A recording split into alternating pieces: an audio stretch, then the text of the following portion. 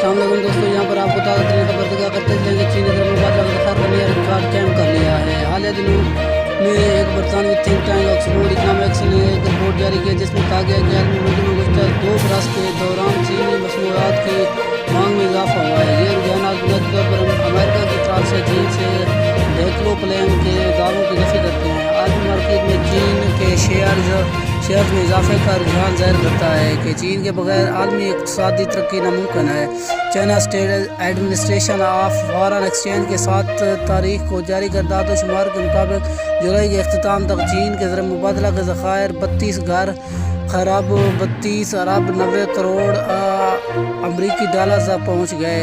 इस ज़खायर में जून के मुकाबले में 0.68% का इजाफा हुआ। ये इजाफा 21 अरब 90 करोड़ अमरीकी डॉलर बनता है। China state administration of foreign exchange की नायब सदर और तर्जुमान वांग चून एंग ने कहा कि चीन की ज़र मुबादला मार्केट बुनियादी तौर पर रसीद और तलब को वो मुतवाज़न रखती है। मार्केट की तवक्को भी मुस्तहकम है। यहाँ एक बात भी काबिल ज़िक्र है कि डिजिटल माशियत के शरह नमू के लिहाज से चीन दुनिया में सरफहरिस्त है। हालिया दिनों 2 रोज़ा ग्लोबल डिजिटल इकनॉमिक्स का कॉन्फ्रेंस 2021 बीजिंग में मुनक़िद हुई। कॉन्फ्रेंस का मौजू था कि तख्लीक से डिजिटल माशियत को फ़र्क देना।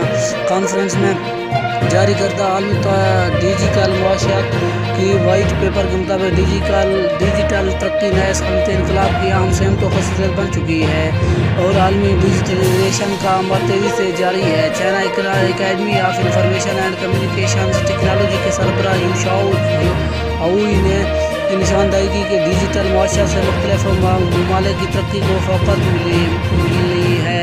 उन्होंने कहा कि डिजिटल माशियत के हजूम के लिहाज से अमेरिका पहले जबकि चीन दूसरे नंबर पर है, लेकिन शरह नमू के लिहाज से देखा जाए तो चीन की डिजिटल माशियत की शरह नमू तकरीबन 9.6% रही, जो कि दुनिया में सबसे ज़्यादा है। ये चीन की इक़्तिसादी तरक्की में डिजिटल टेक्नोलॉजी के अहम किरदार की ख़ास है। अगर मेरी वीडियो आपको पसंद है तो लाइक और कमेंट और सब्सक्राइब कर दीजिएगा।